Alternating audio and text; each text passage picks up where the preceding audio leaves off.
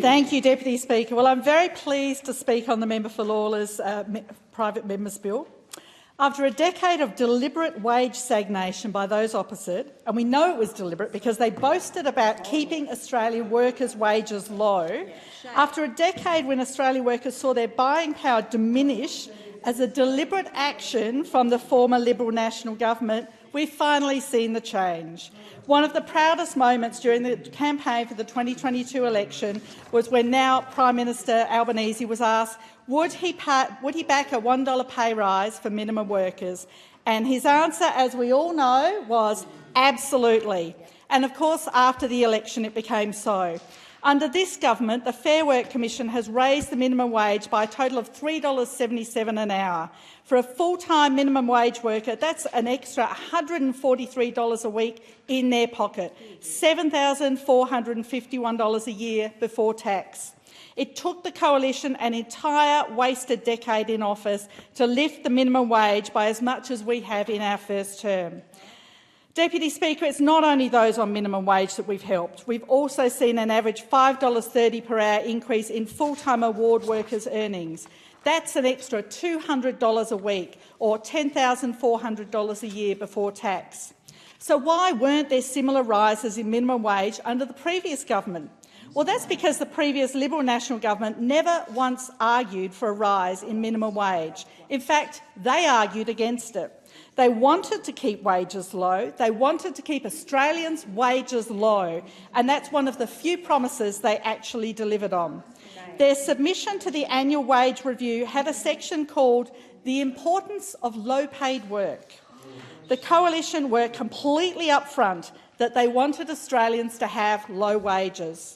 They did not want the Fair Work Commission to provide wage rises, a fair day's pay for a fair day's work for low-paid workers. Senator Hume said if low-paid workers got real wages growth, that would be the worst thing for Australia. Perhaps not for those Australians, but we'll leave that aside. Her Coalition colleagues, the opposition leader and the Shadow Treasurer, both said they opposed our recent workplace relations changes as they were going to result in higher wages for Australian workers, as if it were a bad thing for Australian workers to profit from their labour. We've delivered these wage increases while keeping unemployment at record lows and moderating inflation from the 6.1% that we inherited from the previous Labor National Party government. Deputy Speaker, the coalition of Liberal and National Party want Australians to work longer for less and on insecure contracts. Labor wants workers to earn more and keep more of what they earn.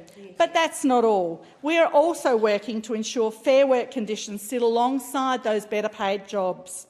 The Albanese Labor government's approach to workplace relations is delivering results, with nearly 500,000 workers now covered by enterprise agreements and award workers benefiting from $10,000 a year pay rises. We said our secure jobs, better pay laws would fix the bargaining system, and now we're seeing the proof. The Fair Work Commission approved 1,022 enterprise agreements in the first quarter this year. New Department of Employment and Workplace Relations figures released today show.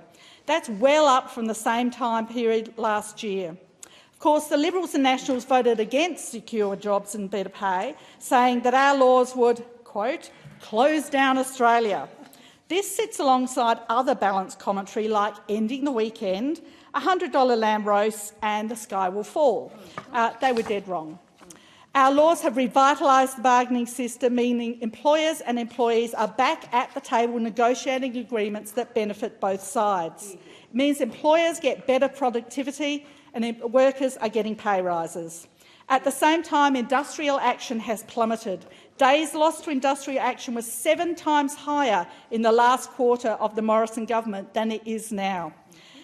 Deputy Speaker, the Albanese Labor government wants Australians to benefit from their work. We want Australian workers and their families to benefit from their labour. We want them to benefit from their efforts. And unlike those opposite, we want Australian workers to get a fair day's pay for a fair day's work.